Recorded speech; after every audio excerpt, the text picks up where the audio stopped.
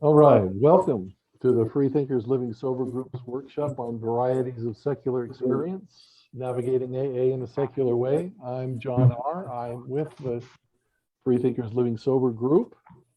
Of course, on the last Sunday of each month, we have a different speaker, a panel of speakers sharing their experience, strength, and hope for about 30 minutes on some aspect of getting, staying, or living sober in AA in a secular way. These workshops are recorded and we post the audio on our website and the YouTube channel. You can check the chat for the links when we put them in there. By the way, for those of you who are interested in more from Ward Ewing, who was our guest last month on religionless spirituality, Joe C. has a podcast on Rebellion Dogs Radio, and we'll put the link for that in the chat. And during the speaker portion, the chat function is only going to be available. You can send chat messages to the hosts if you have a question or a problem, and we'll open it back up after our speaker has concluded his remarks. I haven't asked anybody, but would someone care to read the reading that we usually do on this? I'll post it on here from Bill W.'s address at the 1965 General Service Conference. Would someone like to volunteer to do that? Just unmute yourself. I'll do it. Thank you. Diane?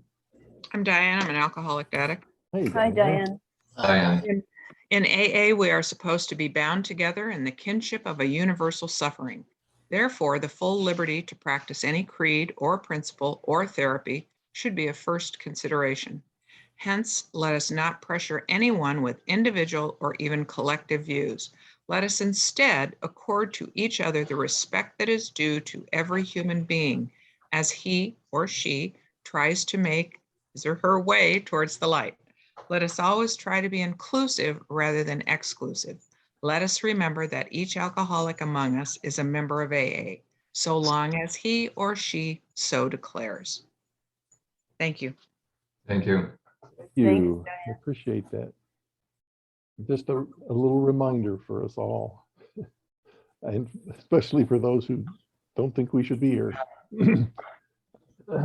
As free thinkers, we aspire to open-mindedness and to appreciating the sharing of others, particularly those with whom we disagree. So we ask only that everyone share without attempting to dissuade, argue, or disrespect anyone else or their beliefs. As a group, Freethinkers Living Sober is secular. That is, we don't endorse or oppose any system of belief. We don't have any quarrel with any form of religion. And we also don't use any prayers of any kind in our workshops or meetings. Our only wish is to assure suffering alcoholics they can find sobriety in AA without having to accept anyone else's belief or having to deny their own. And after the speaker, we'll have open sharing for about an hour, and we'll open up the chat as well. We ask that you keep your microphones muted until everybody, until it's your turn to share. Please use the raised hand function so we can call on people in the order they raise their hands. And you're welcome to ask questions of the speaker if you want to, or just share your own perspective or your experience on the topic. Please do remember this is being recorded, so keep anonymity in mind. And without any further ado, it is a distinct honor and privilege for me to introduce our speaker today. He's the author of Modern 12-Step Recovery, which is I personally recommend it. I think it's an excellent piece of work. He's going to speak on the subject of working an effective program of secular recovery. And I'm happy and honored to introduce Glenn. Thank you for being here. It's all yours. Thank you, John. Appreciate the introduction. For those of you, again, my name is Glenn Rader. I live in the Detroit area, suburb of Detroit. I've been in recovery for 12 and a half years from drug addiction and alcohol and stinking thinking. My professional background happened to be in strategic planning and organization development. I'm a kind of corporate guy.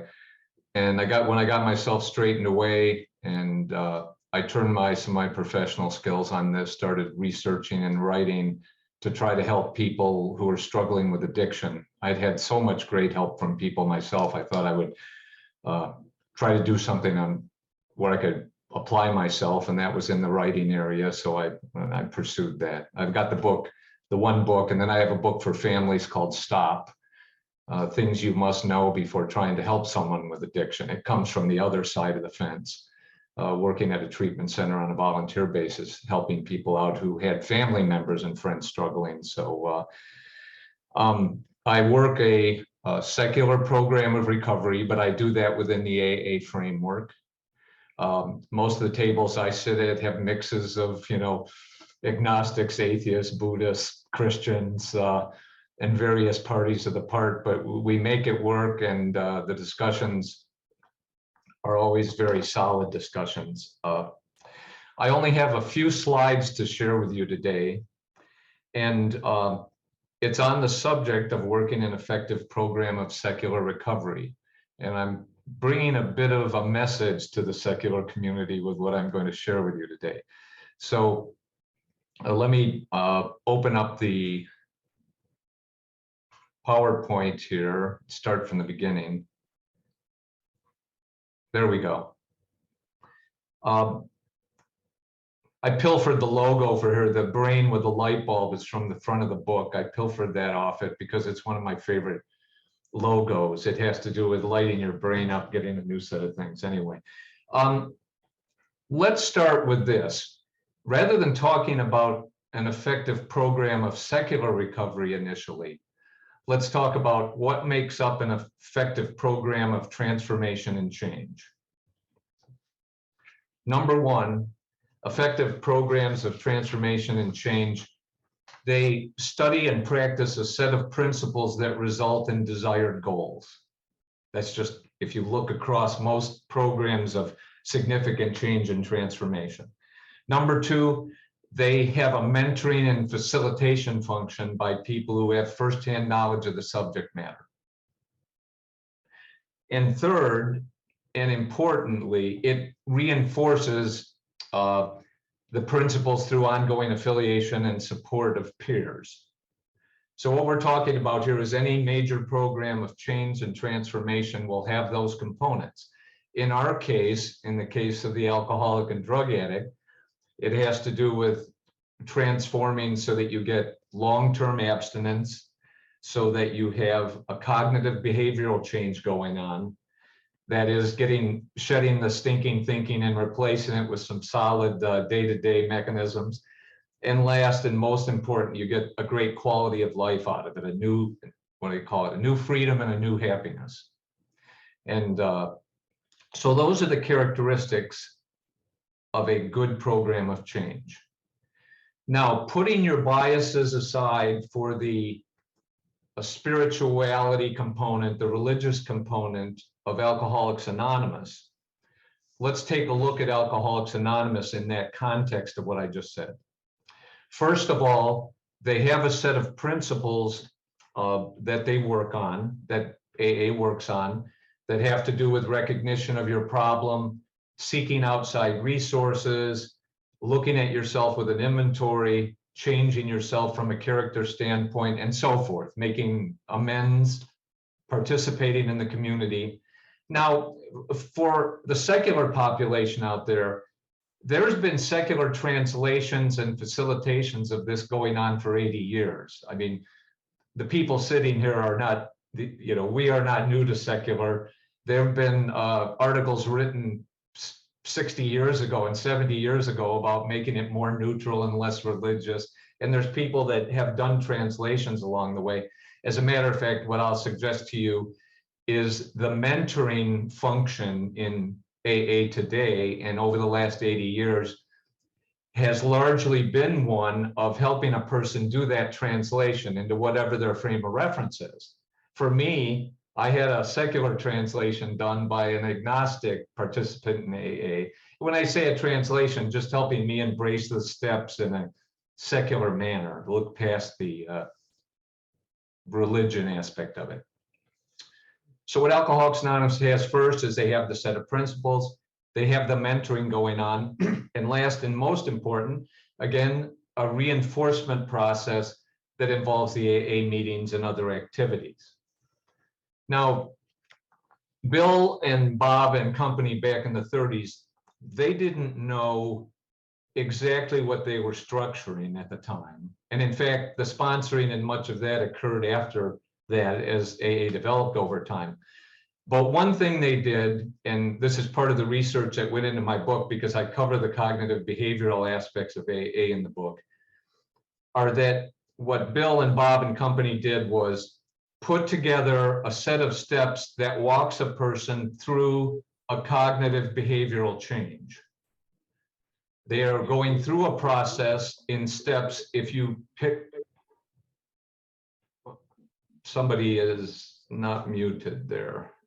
I'm getting some feedback on this end. Okay. What Bill and Bob discovered and put together was a sequence of events that works a person through that cognitive behavioral change, recognizing the issue, turning yourself over to other resources, etc. If you do a comparison to today's modern cognitive behavioral therapy, there's a lot of overlap. But they at the time were just working on stinking thinking, the allergy of the body and the obsession of the mind. But the reason, one of the reasons that the program's lasted as long as it has, despite its non-secularity, is the fact that it embraces all three of these principles of that transformation. And so it wouldn't have stood up without that. It wouldn't have stood up without the sponsoring and mentoring. And if it didn't have the meetings and the other activities, the steps themselves wouldn't have been enough. So I look at it as quite a successful achievement. In my frame of reference, though, from a secular standpoint, I think that a lot could be done by AA in terms of making it recognize the diversity in the modern audience. And that's one of the reasons for writing the book, too, the major reason.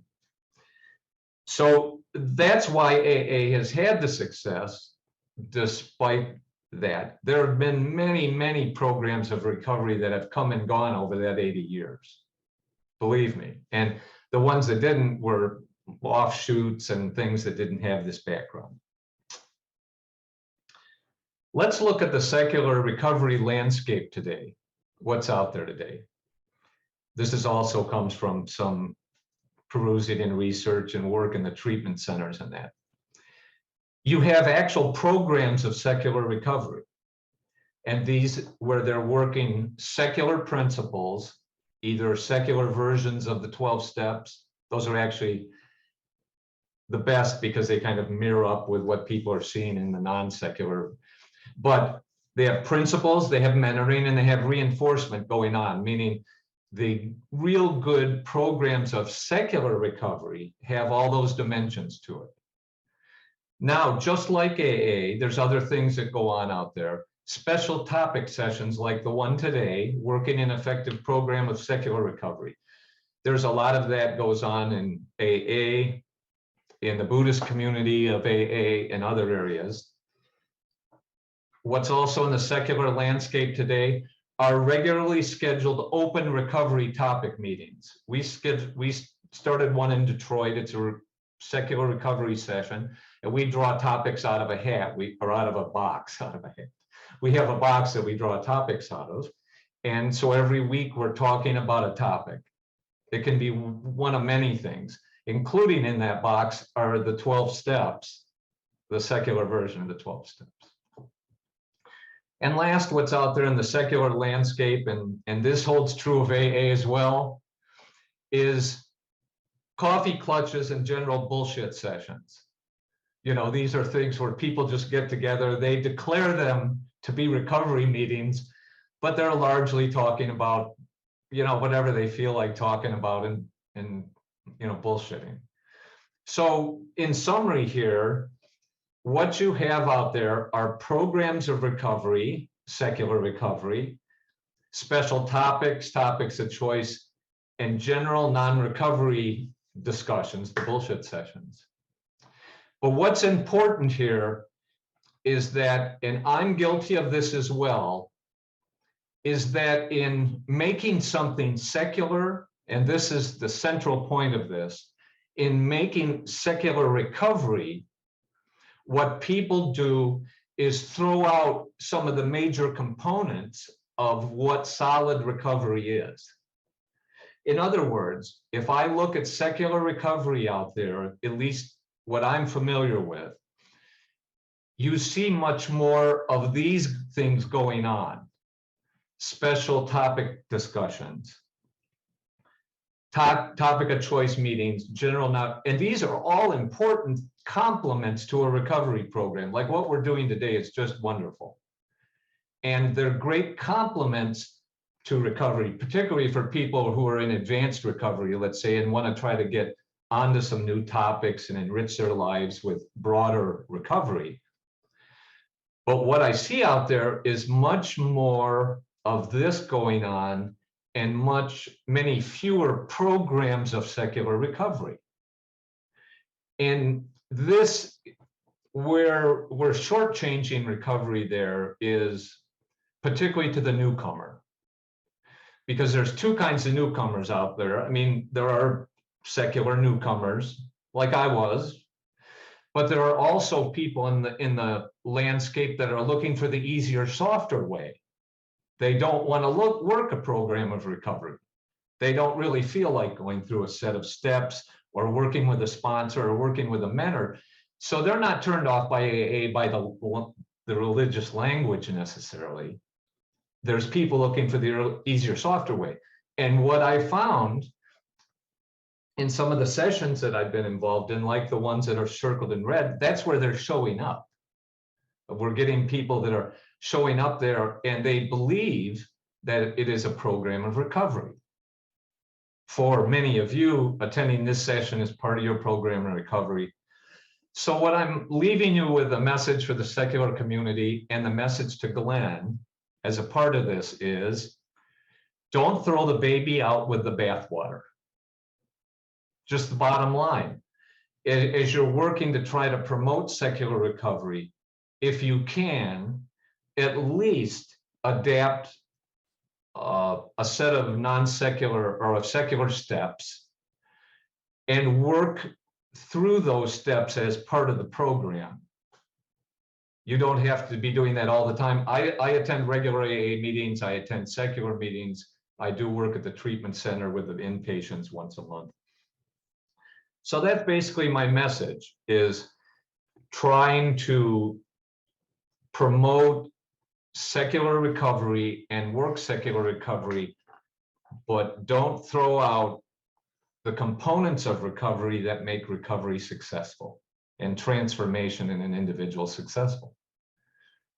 And that's what I have for you today. I will take any questions you like, and we could just pursue a general discussion around the subject.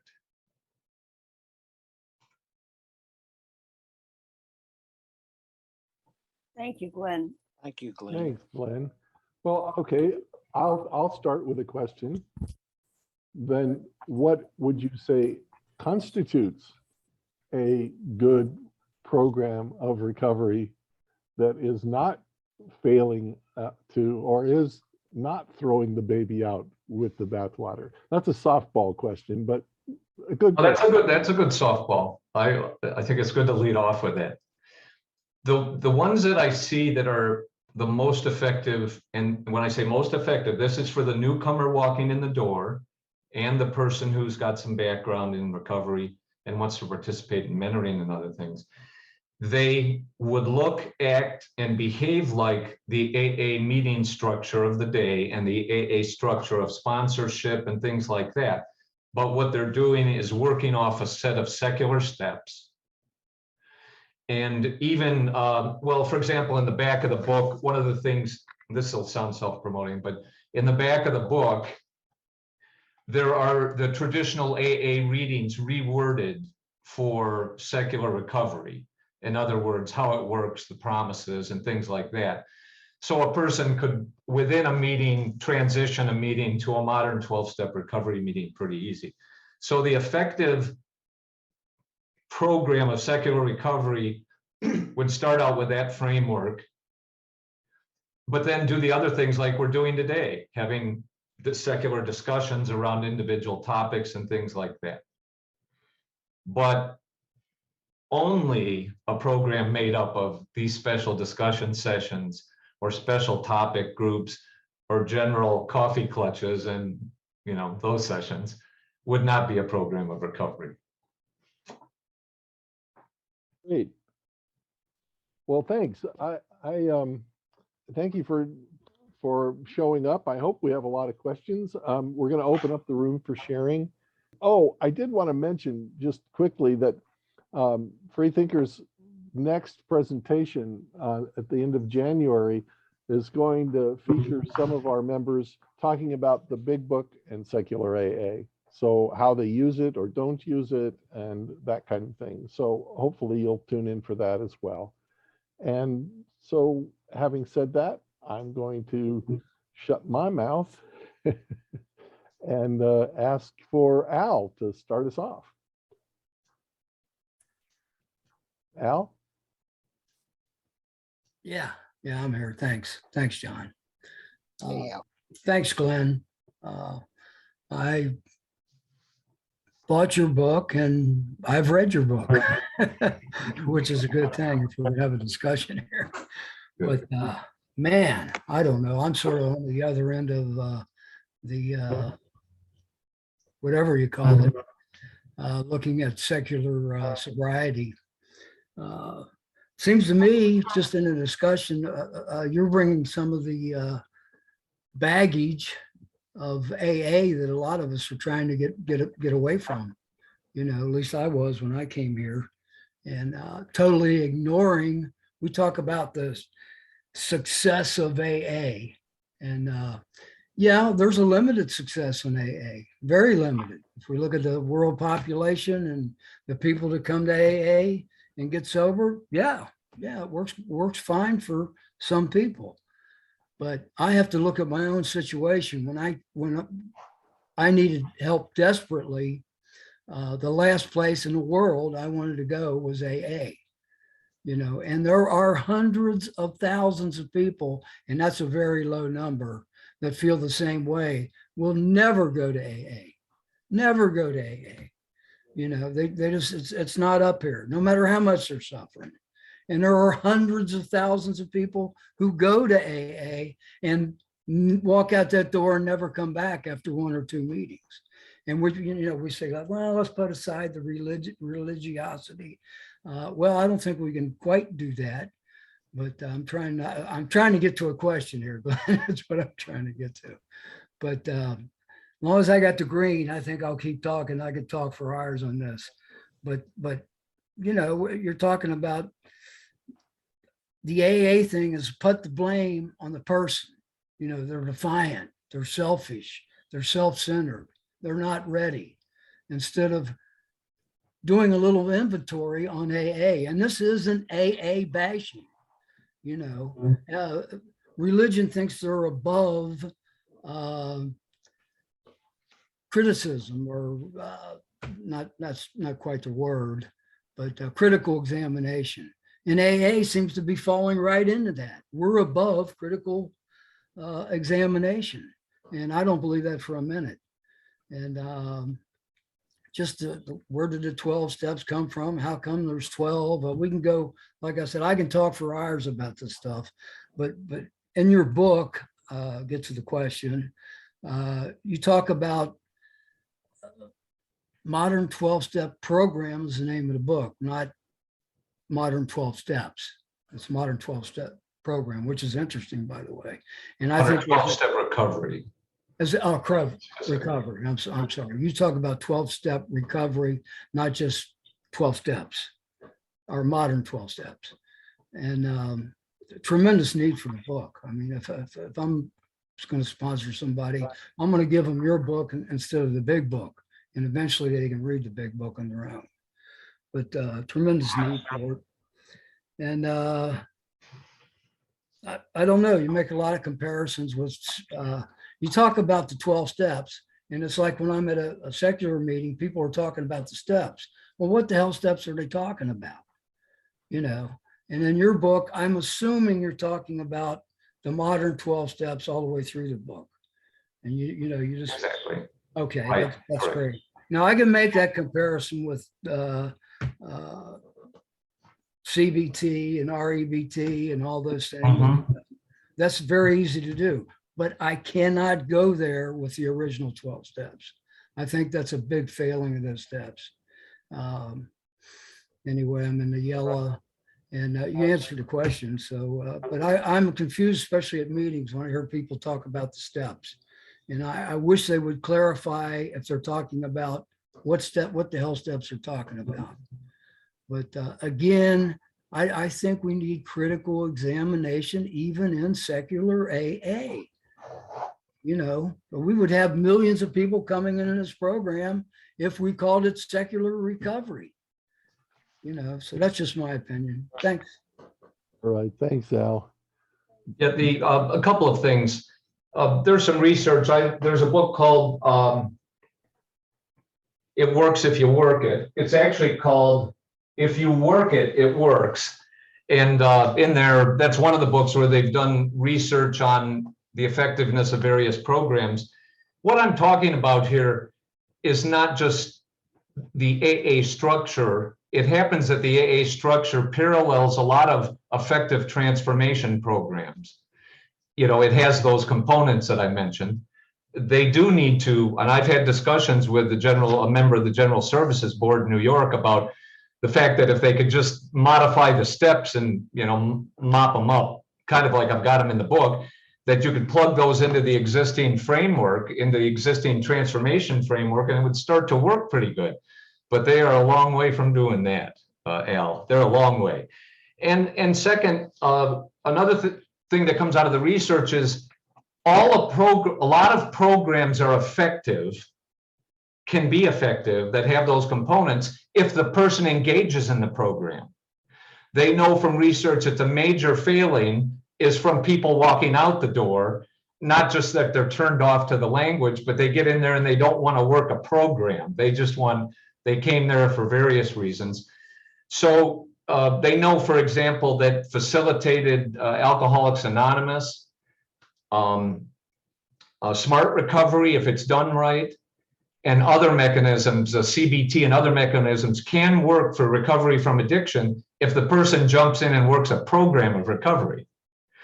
And so that's an interesting area for me. And there is a lot of baggage that AA carries around still, and they need to shed it. And that's one of the reasons for writing the book, to help shed it. So it's. Thank you. Thanks, Glenn. I thought that Kenji, didn't you have your hand up? Did you change your Yes, mind? I did actually. Hi, I'm Kenji, Human in Recovery. I actually just put it down because I think, Glenn, you kind of just answered one of my questions, which was in your talk, you mentioned new people coming into AA wanting the easier, softer way. And I was wondering if what you meant by that is just have God do it for you. But I guess you, so I guess that's still one of my questions. I think I know your answer already from what you just said, but beyond that, it seems to me one of the big shortcomings of secular AA is people coming in, and some people, probably the minority of people, just not wanting to work a program at all, just come to meetings and Right on. And you know, say no steps, and other people who say, you know, that their picture of what the 12 steps in the traditional 12 steps tell you to do is just have God do it for you, which is really not my understanding at all. I have to admit, I bought your book, but I have not read it yet. I'm definitely going to have to move it up to the top of my virtual pile. Good, that's what I like. Anyway, I guess I made my point and asked my question. What do you think? I would Yeah. love us to be able to come together more. I kind of see secular AA as widening the gamut of AA rather than being an alternative to classic AA, which obviously has worked for millions of people. I disagree with Al that it's a failure, because there are millions of people that, and here in San Francisco where I live, AA is a very vital program. It's I definitely prefer secular AA on Zoom around the world, but pre-pandemic, the problem was getting people, finding enough seats for people in the rooms, and largely young people. It's a much younger program than what I see on Zoom here, where the demographic skews much older. Thanks. Very good points. And I think my view of the entire thing is that secular AA is an opportunity to widen AA, to throw a broader net out, which is my discussion I had. I did have a discussion with a member of the General Services Board about the diversity issue. We're not talking here about making it a non-secular program. We're talking about widening the net to make it a program that recognizes increasing diversity, spirituality, ethnicity, culture, not just getting the religiosity out of it, but broadening the net. And that's the view I take on it. I'm out there, I'm not promoting, the only words I use, I think I used the word secular in the, introduction, and I mentioned religion in the first few pages, and after that, it's never mentioned again. It's approached from a diversity standpoint. So I'll leave it at that, but I agree. That's the goal. The goal is to broaden the net, not to replace it. And by doing that, you can leverage the existing AA mutual support network and sponsor structure and things like that that's in place. Hell, we got 1,300 meetings a week here in the Southeast Michigan area, pre-pandemic anyway. I think it's actually increased. So I'll leave you with that. Thanks, Glenn. And thank you, Kenji. Jacinta, do you care to unmute? Oh, yes. Hi. My name is Jacinta. I'm from Cincinnati. I'm very grateful to be here today. Glenn, thank you. I enjoyed your talk, and I've seen your book. I've read it. And I agree with you wholeheartedly that we have to be very careful not to throw out the baby with the bathwater. I was born a free thinker, but I developed a problem with alcohol. And so when I walked in the doors of AA 38 years ago, it was, even though I was raised in a staunch religious family, I'd become an atheist by about the age of 15 or 16. But I recognized some of the important features of the communal spirit, if you will. I don't even really use that word spirit, but ritual. I grew up with a lot of ritual, and I recognized some emotional growth and development that can come from that. So that was the reason I was able to maintain, although I did not stay sober right away. I don't have 38 years of sobriety. I've got almost 13, but I was always able to maintain my personal beliefs as an atheist in the program of AA.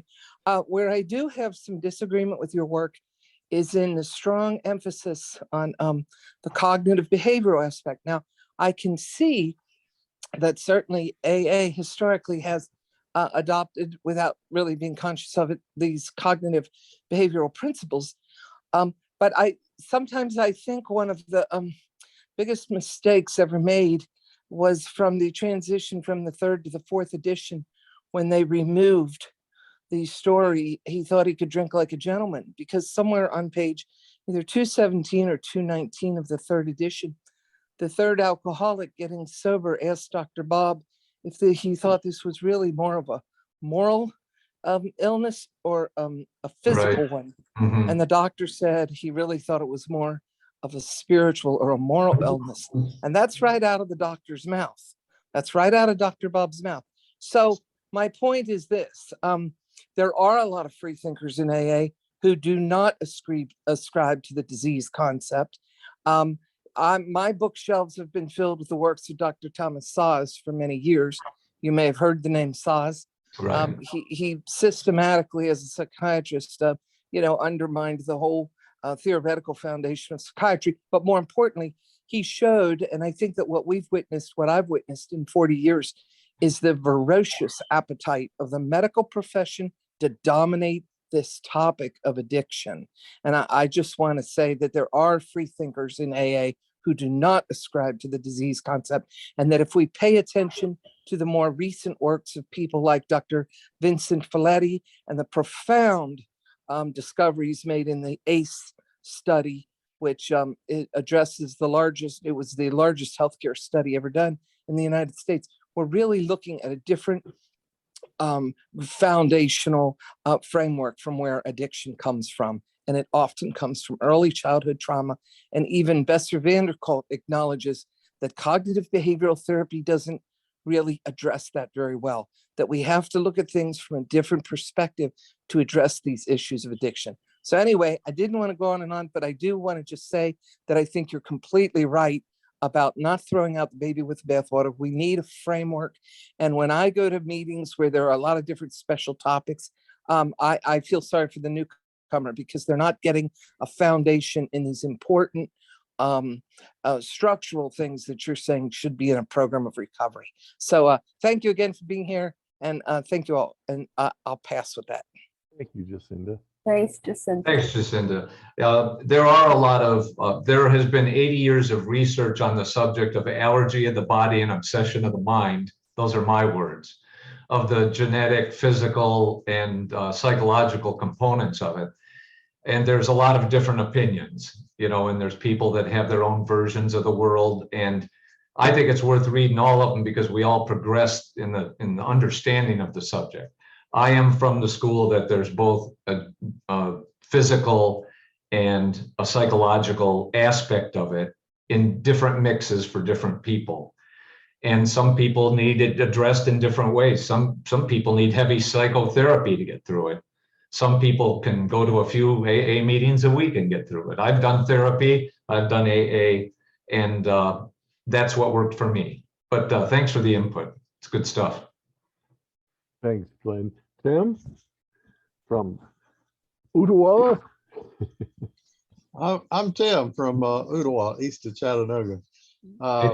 Glenn, I appreciate what you said today, and I have been regularly participating in Dr. Berger's Thursday night 10 p.m. Eastern meetings. I know you've participated in those, and I appreciate all the wonderful contributions you made. Thank you. Questions and comments in those meetings. Thanks. I guess a little bit following up. It's kind of a follow on to what the previous questioner said, and I was somewhat surprised this week with the remarks by Herb Kagan that he kind of was beginning to move towards the direction of not so much thinking of step 11 and this spiritual awakening, but calling it an emotional sobriety transformation. I think is somewhat along the lines of what he said. So I don't necessarily see that transformation as a moral change, but it's certainly a radical different way of thinking than what most human beings seem to acquire through their life, particularly those that have a tendency towards addiction. So what are your thoughts on that as to how does this whole issue of emotional sobriety fit into the 12 steps? And do you kind of see it the way Herb Kagan was stating on Thursday night about that we should be thinking of it more along those lines of emotional sobriety and this different way of thinking, more so than attributing words like spiritual or moral to it? Good. Thanks, Tim. The Dr. Alan Berger has made a great contribution in the area of emotional sobriety. And Alan would tell you, I think, that he views the subject of emotional sobriety as stage 2 or advanced recovery. It's definitely a place that I recommend all of you who you're not familiar with the work, 12 Smart Things to Do When the Booze and Drugs Are Gone. is just wonderful work. It's all secular. It opens up with Bill's letter on the next frontier, but he would tell you that the emotional sobriety topic is an extension of the foundation recovery, meaning you should be working through a program of recovery. And as a matter of fact, for the last probably 10 or 15 weeks, he has been going through step by step, reading the step, the non-secular original step, and then talking about emotional sobriety within the context of the step, because he views it as a way of expanding your knowledge of it, not replacing the program of AA with emotional sobriety. It's wonderful, by the way. If you haven't read 12 Smart Things to Do When the Booze and Drugs Are Gone, it's definitely worth a read. He's got some other 12 Smart Things books out there, but the one called 12 Smart Things to Do When the Booze and Drugs Are Gone is a great book, short book with a great message. Yeah, and he also had, of course, his newest book is on emotional sobriety, which is also a pretty good book. Temple. Hey, thank you. Temple alcoholic, recovering alcoholic, also a recovering Catholic, just to mention that in there. Glenn, thank you so much for being here. And I don't know if crosstalk or not, but Kenji, if you're still here, thank you for joining our meeting. I'm a regular at the secular meditation meeting, which is 9 o'clock California time every day. And Kenji popped in and said, hey, come to this. And I was so excited because I just got your book, Glenn, a couple of weeks ago and read it. And what I wanted to ask or kind of bring up, when I went through the steps the first time, I guess in traditional AA, I had some problems with, step 2 and step 3, but I had a great sponsor and he really helped me rationalize. Rationalize. Yeah. And just get through it. Yeah, get through it. So I'm not, looking up at the sky daddy, like, hey, help me out here. Like, how am I going to really think about this? And then my other problem or issue or concern was step 6 and 7, especially in the big book, where it's a paragraph and a half. And I think in working a program of recovery, one of the key elements there, and I think we're all in agreement, is if alcohol is but the symptom, what is really the issue here are my index of maladjustments, my character defects, those things that have, pushed me to use alcohol as an avoidance, to find oblivion, to escape, what have you. And I was just so thankful to come across secular AA, particularly during the pandemic, and just wonderful rooms like this. So thank you everybody for putting this room together and all the other rooms that I go to, and just am able to sit with people that really kind of get the conflict with the non-secular, this deity who I'm just going to hand everything over to. And as I worked through some of the non-secular or the secular approaches, I stumbled upon Jeffrey Munn's book. And that was really the first time I had seen something that actively took step 6 and 7 and created it, made it a part of the program. So you're not just glancing over this sort of, list. And I was hoping you could sort of elaborate some more, because you do some similar things in your 6 and 7. But if you could elaborate a little bit more beyond what you have in the book regarding, I believe, the very specific importance of those 2 steps. Thank you so much for being here again. Thanks, Temple. Thanks, Temple. 6 and 7, in terms of my work and in terms of putting together a set of steps that work for a secular person, but stay true to the original intent of things. 6 and 7 is a real challenge, because those 2 you're thrown to the Lord for assistance, or for a what I'll call a characteroctomy, to take your defects of character, and you're definitely thrown to the Trinity for the characteroctomy. And in terms of translating those, the real work there was putting them back in your lap, putting them back in your lap to do the work, because here, for example, my translation of it would be, became entirely ready to make changes in our character. There's no outside entity that's going to do a characterectomy on me. And number 7, began making changes in our thinking and behavior with humility and honesty.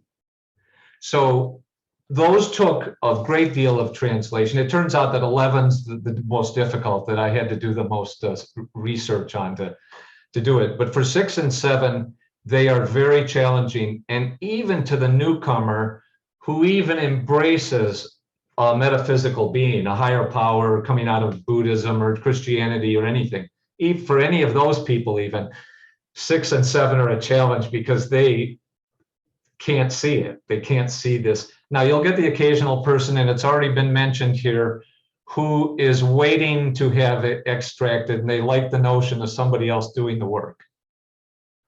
But there's a rare person with long-term sobriety that I know who sat around and waited for 6 and 7 to operate in the mechanism that's it's laid out. So I really appreciate your remarks there. Thanks, Glenn. I was seriously considering writing a book about 6 and 7 for some of those same reasons. Brian. Now let me unmute there. Thanks so much, John, and thanks to Joe and his Beyond Belief group there in Toronto on underwriting this and paying the Zoom costs. My late father was a physician, so I default to formalities. So I first want to say, Dr. Rader, it's an honor to join you today.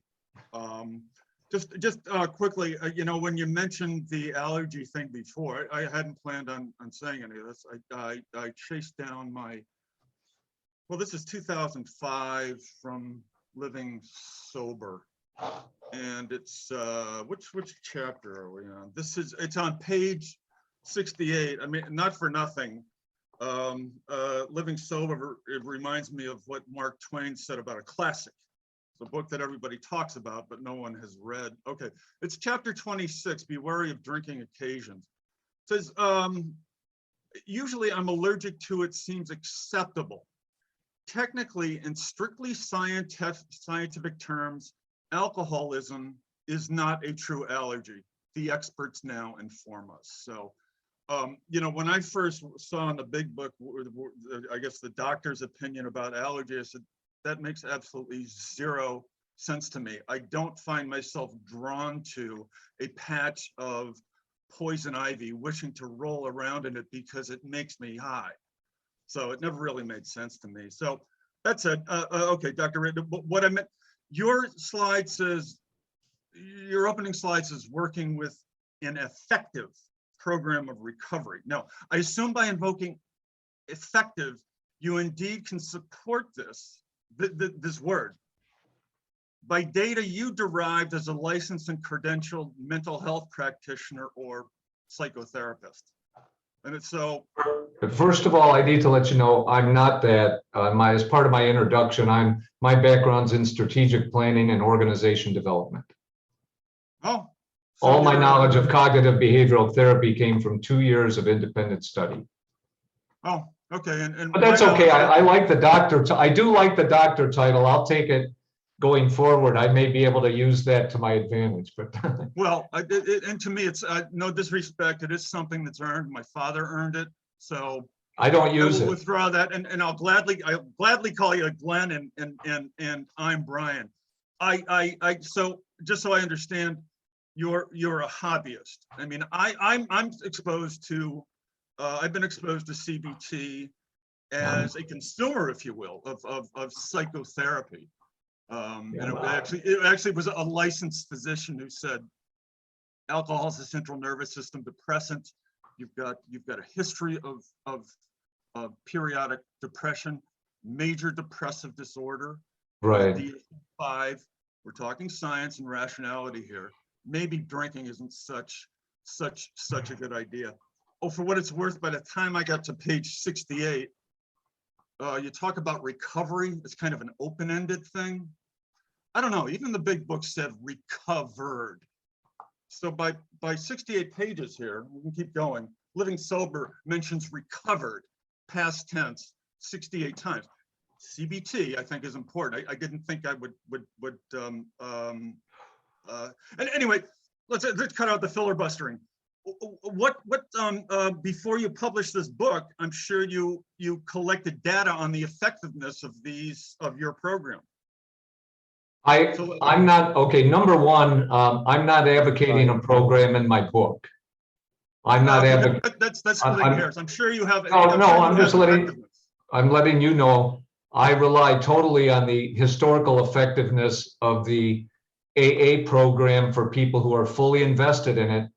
And what I'm attempting to do is, like Kenji said, throw the net wider so it doesn't reject people who are walking in the door who don't have the particular perspective of the spirituality that AA embraces. How do you empirically measure fully invested? How do I have to rely on the research on that, and what they say is fully invested. If you look at some of the research on the subject, it's people who participate in learning the principles of whatever program it is, Smart Recovery, AA, or whatever. They attend the meetings and sessions on a regular basis as prescribed by that program. And then they go out with this is the real important part of it, is an action program of implementing and making change in themselves so that their lives change. Okay, just quickly here, I'll close and shut up. The American Medical Association, physicians, this is 2005. The inside title page of Living Sober, treatment primarily involves not taking a drink. There's science, there's medicine, there's modernity, and this book doesn't even mention the 12 steps, and I understand the person who wrote it was an atheist. If they say it's largely involves, if they actually say it largely involves not taking a drink, they're full of shit. And I'll take that spot. You can represent me everywhere, because there's a much broader base of research on the medical side and on the psychology side regarding recovery from addiction. And if they're really saying, that it just involves not taking a drink, I can't understand it. I wouldn't understand it. So thanks, Brian. But let's move on now to Mike.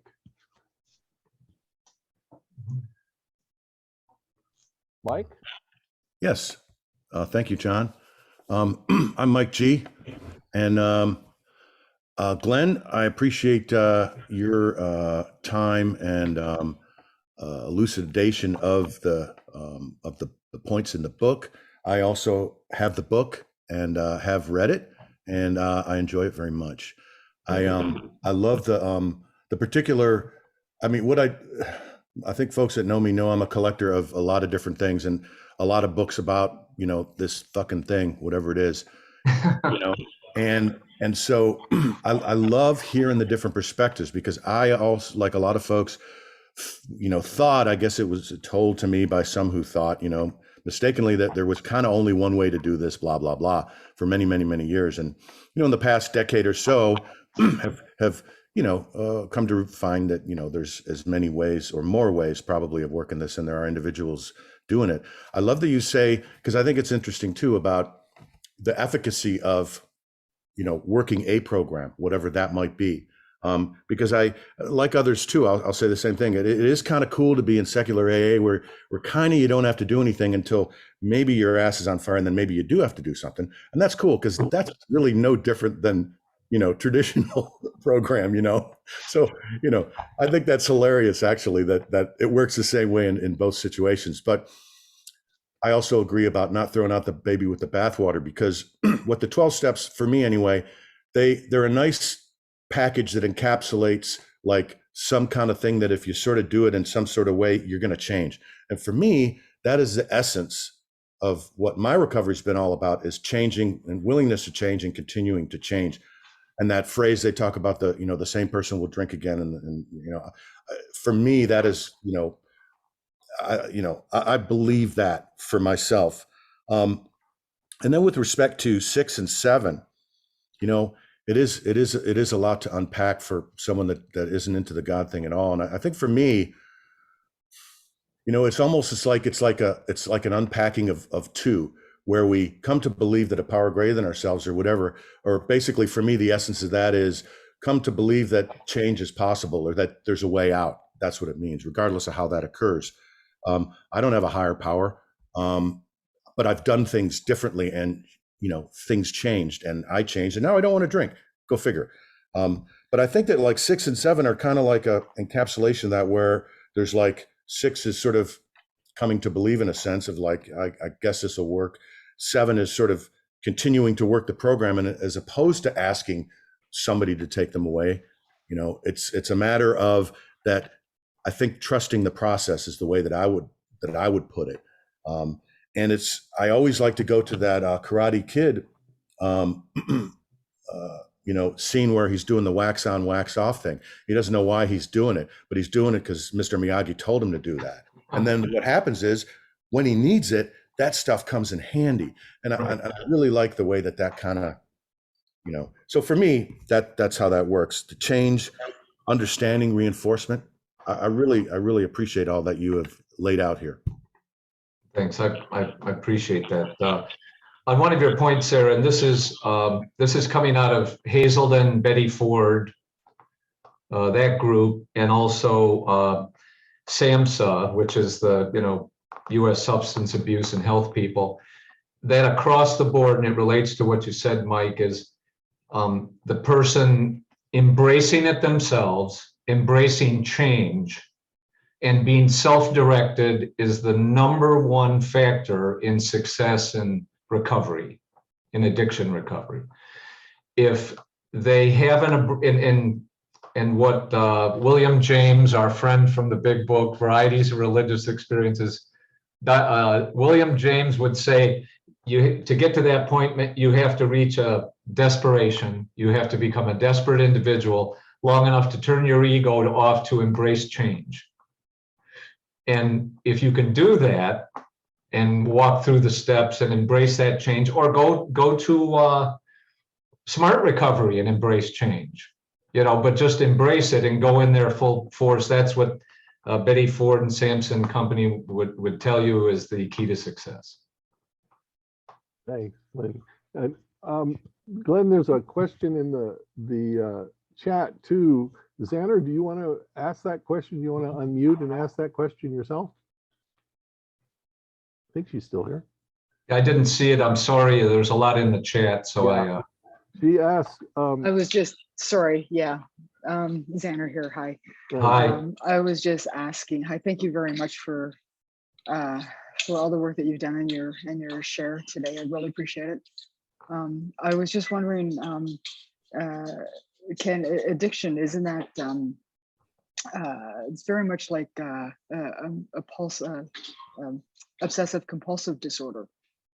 Oh yeah. Like, yeah, just what's your take on that? Well, as opposed to like CBT. Well, I don't have a lot of background in obsessive compulsive disorder, and they actually can use CBT to get past some of that as a disorder. One's the disorder and one's the, I won't say cure, but one's the way out. But I know I'm an obsessive compulsive person. I was that way very much about my addiction. I would go after various ways of trying to address it. It wouldn't work. So I would go after the next bigger thing to address it, all the time lying to myself. And that's all obsessive compulsive behavior. I'm just obsessed about not quitting, really. I'm obsessed with trying to turn myself into a recreational Oxycontin user, a recreational addict. I joke about that, but if I hear the term recreational drinker, I think, well, how about recreational Oxycontin? But I was obsessive about that, trying to fix myself and not actually address my addiction. So that's a little bit of background I have there. But obsessive compulsive behavior and addiction share a lot of space together. One of my therapists I saw, he's an addiction professional, and he took me down that discussion a little bit. More down the space of me trying to do better all the time and prove myself to people, and it not yielding me what I wanted it to. So the obsession is chasing that next thing and, people pleasing and things like that. So. Thanks. Jeb, you're up. Thanks, John. My name is Jeb, and I'm a grateful recovered addict, alcoholic. And thank you, Glenn, for joining the debating society, at least for this hour, which is something I try to avoid because there are so many views about all of this. And, you know, I do appreciate a lot of the thoughts in your book. But one thing that bothered me from the very beginning is there's no way that 12 simple sentences could describe the process that Bill said the book, their experience, was going to describe. Agreed. And that drove me crazy when I came to AA, because people reading that introduction to how it works, like that's the whole gospel truth, and all you have to do is make up your own way to do those things. And that's why I had to find someone else in early sobriety to start reading the book, and especially pages 60 through 88, where I've started taking inventory of being convinced we are now at step 3, and I've learned to do that for the last 40 some years, and it's so important to me. And then also, I was told that I should not read that book without a dictionary. So I was certainly confused when I read Bill's 12 step, because it wasn't it was what he was doing supposedly or professing when he used the word principles in the 12 step. And of course, that word means course of action. That means to mean that the actions behind each one of those steps is what is important, and I need to try to incorporate it into my life. And that meant for me also that I had to reword those steps so they reflect what I'm doing when I'm working with someone, rather than what Bill claimed that he was doing, which is very, very confusing if we read his story and we read the first 4 chapters and everything else. Right. You know, somebody needs to, and I think you're trying to, and others have tried to connect the dots of the wisdom, the eternal truths or whatever that apply to us. Now, I have no problem with the word allergy if I use my 1939 dictionary, because the understanding of allergy is quite different today from what it was then. And it was a sensitivity to a substance or whatever. And so, but I do recognize, and this is what I heard at my first AA meeting, that phenomenon of craving. I understood that for my last 10 or 15 years of drinking, that if I started, I wouldn't stop. And that phenomenon of craving may be related also to my obsessive compulsive disorder. I don't really care, but that, you know, that's so important. So I try to stay out of arguments about the meanings of words. Well, no, I don't, obviously, Joe. You know, because, you know, I'm sort of a nitpicker, and I guess I should qualify that I'm also a retired licensed professional counselor and addiction specialist, but I'm relieved to be away from that, because I have time with people I sponsor to hear a real 5th step where they tell their life story, rather than just reading, hiding behind a piece of paper that's their 4th step. And so that doesn't work for me. And of course, my experience in trying to be more faithful to myself or true to myself is to become more comfortable telling my entire life story wherever it's appropriate and necessary. And I mean, I just don't want to hide I don't have secrets anymore. And that's what's so important. So any effort to try to encourage people to practice and adopt a program of recovery is so important. So what I talk about is I tried emotional sobriety thing that Bill talked about in the 12 and 12, the 12 step. At this point, we begin to practice all 12 steps on a daily basis so that we and those around us can find emotional sobriety. And I don't find that in most AA meetings. That's why I need to use the personal power that I have to take care of myself. I'm going to try to shut up, but just give me one last thing. 6 and 7 make a lot of sense to me, because I say I become willing to let go of anything and everything holding me back.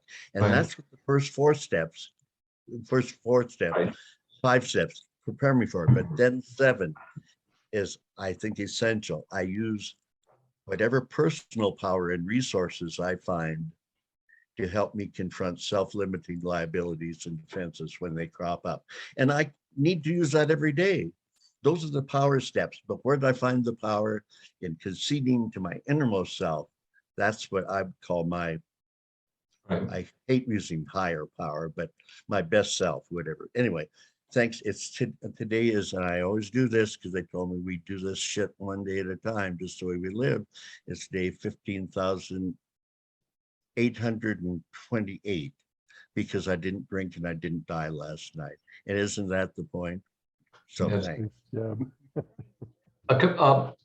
Real quick, in terms of having to translate Bill's, original things, we direct people to get a sponsor immediately because we think that the sponsor, an educated sponsor, or somebody who's got some background, that's the principal role, is to help them expand those and understand what's behind them. Because you get a young person particularly who they're just in the fog, they're in the fog, and they read that and they need some defogging, and it helps to have that. Number two, you need to expand them to where you get to the principles underneath them, and that's what a sponsor can do. Well, and a secular sponsor, particularly to help translate and put it into principles that you can embrace without religion. As far as the allergy goes, when I use that term here, I don't believe it's an allergy either to, Brian's point earlier. I used that back then. The doctor used that term because back then they didn't know any better. They were digging at things, it's a disease, it's an allergy, it's a something. They know today, you're not going to roll around in the alcohol bush or whatever. I have a cat that rolls around in a catnip bush, but I know from just the history of things now, it's not an allergy as he said, but they were on the right track to think that there was some kind of biological component to addiction or something, DNA or something. And last, I love the secular rooms, particularly because I enjoy the different opinions and the controversy, because out of that comes a better perspective on the entire thing. We all win by hearing the alternatives and the alternative perspectives. That's largely what got us all here in the room, was embracing that you could do some secular recovery and finding some, what do you call them, homies, some people to hang out with that embrace your same point of view. So anyway, thanks to the ever grateful. Hey, I find it really fascinating. The reason we call this Varieties of Secular Experience is for the very point you just brought up. There are varieties of secular experiences, just like there are varieties actually in what I call mainstream AA. I don't call it traditional because when I got sober 40 years ago, AA was very different than a lot of the AA is now, believe it or not. Joe, did you want to make any comments or questions?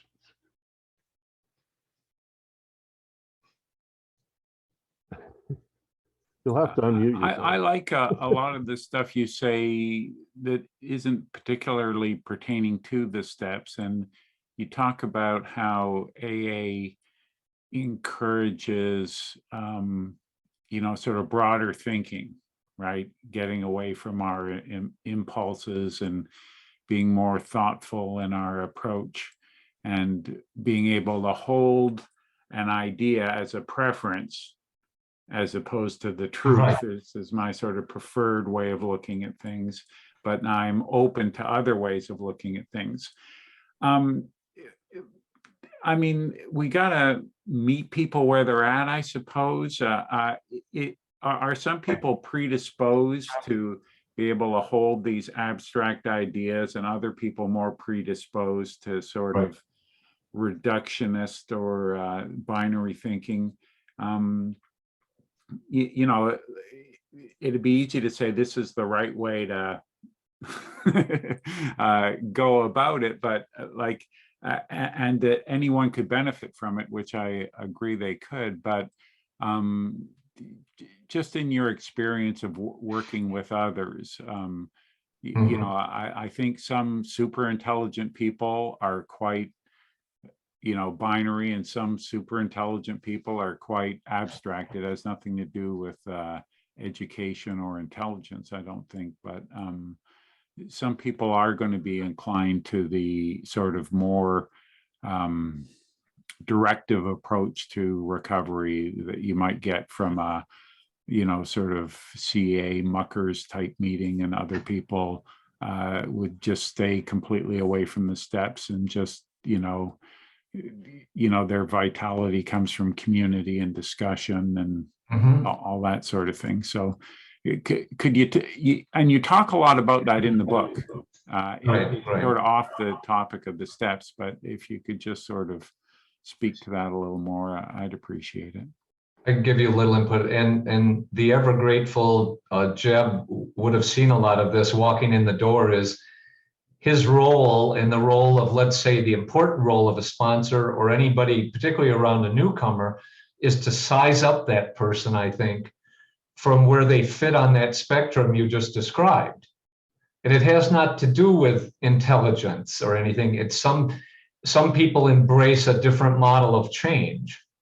And I think that part of the important role of a sponsor, AA or other programs of recovery, people or mentors, is sizing them up, Joe, for just what you said, so that you can walk them into the program with them in mind. Like, I know some young people I meet, they come in the door and they just love the structure. They don't mind that it's 12 steps, and I'm going to meet with you every week, and we're going to go through a step every week. And I say you got to attend 3 meetings a week at least, and 90 meetings, and we try to encourage the 90 and 90. And those people love the structure. They want simplicity. They don't want to be taken down the abstract path. And then other people, you size them up and you spend a little bit of time with them, and we're already talking about the intersection of metaphysical thinking and, and step 4, I'm making that up, but, they head down a whole different path. And I think I need to be willing as a sponsor to embrace that person too. And if they want to take a little more metaphysical walk down the steps, or a cycle or a CBT, walk down the steps, we can do that too. One thing you said that's very important to me, and that I cover in the section on the psychology of the steps in there, is at the center of modern psychology, regardless CBT or the other major fields, offshoots of that, is teaching a person to operate with preferences rather than predetermined beliefs and principles. Like, everybody's out to screw me, so every situation they go into, that's their starting point. Rather than coming from the point of pausing long enough to consider the preferences, or to consider the alternatives in the situation, and treating things as preferences. I would rather they not treat me like a nobody, but maybe this person treats everybody like a nobody, or having preferences. So I try to encourage that thinking, and to be flexible about the person walking in the door. Not what's the word? Not stereotype addiction, and not stereotype the path back, but use a formal program of recovery as the benchmark and framework to work from, so that at least we have a community of people operating on the same basis. So that if we have to pass people off, or a person moves, at least they got some foundation. I mean, I know based on this meeting, we have some foundation in Atlanta, Toronto, and California, and Arizona, and Detroit. So Thanks, Glenn. I want to ask you a couple of questions. One is a little technical, I guess. Talking about the 6th step, one of the phrases in the 6th step that's always kind of bugged me is where he says that our character defects have caused our alcoholism, which I don't really agree with. It may be that for some people that's true, but I think there's also a genetic and a biological component that has nothing to do with whether the defects caused the alcoholism or the alcoholism caused the defects. And the other thing I wanted to mention about principle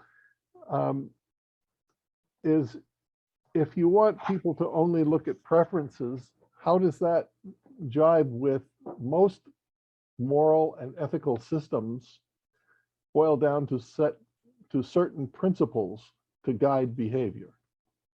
So Okay, There they are. well, I can talk to both of those. I think the Bill Wilson of 1950, who introduced the concept of emotional sobriety and the next frontier, would be a different Bill Wilson than the 1930s Bill Wilson, let's say. And he would have that broader perspective. He would probably tell you that based on what I know now, there's probably some genetic components and also character, maladies that result in things. And he would say my emotional immaturity and my attachment to others, and he would call those character defects, having attachments to others and unrealistic expectations of others. That's what he's referring to when he says that character defects are responsible. I know myself, I believe this to be true, my self-esteem issues, which they say in the big book are at the center of that, were caused by character maladies, different perspectives I carried around in my character. Like part of my character was I had to get opinions from others about my well-being. I needed to look for clues as to my glenness from, my goodness and glenness from other people. So I think the later bill would tell you that, it would have a broader perspective maybe than the 30s bill. I don't know if that addresses your question. And on the subject of principles, I think you can embrace a set of principles that guide you in your day-to-day as starting points, like the principle of being loving and kind, rather than extracting and taking. For example, my starting principle would be, in the past would have been, I need to get in there, prove to them that I'm right. I mean, I don't think of that, but that's just the way. I need to prove I'm right. They need to validate that I'm right. I need to get a win out of this somehow. I don't know, things like that. Well, today, the principles that I operate on, I'm Buddhist light, by the way. I draw a little bit of my Buddhism. I draw some principles out of the Four Noble Truths and Eightfold Path. And today I strive to be a more loving, kind person when I'm out there. More of a listening person is one of my principles, listening. Being a softer, kinder, gentler Glenn. And so that would be my answer to the principles question. I think what you do is you arm yourself with a different set of starting principles rather than the ones I used in the past. And that's what some of the modern psychology tries to get you to do, is just arm yourself with a different set of things and be, what's the word? More cognitively flexible, to be a cognitive, flexible person. I'll leave. Okay, that's what I have on that topic. Great. Do you have any closing remarks you'd like to make? We don't have any more hands up, so perhaps you. Only that I enjoy doing this. I enjoy hearing your perspectives.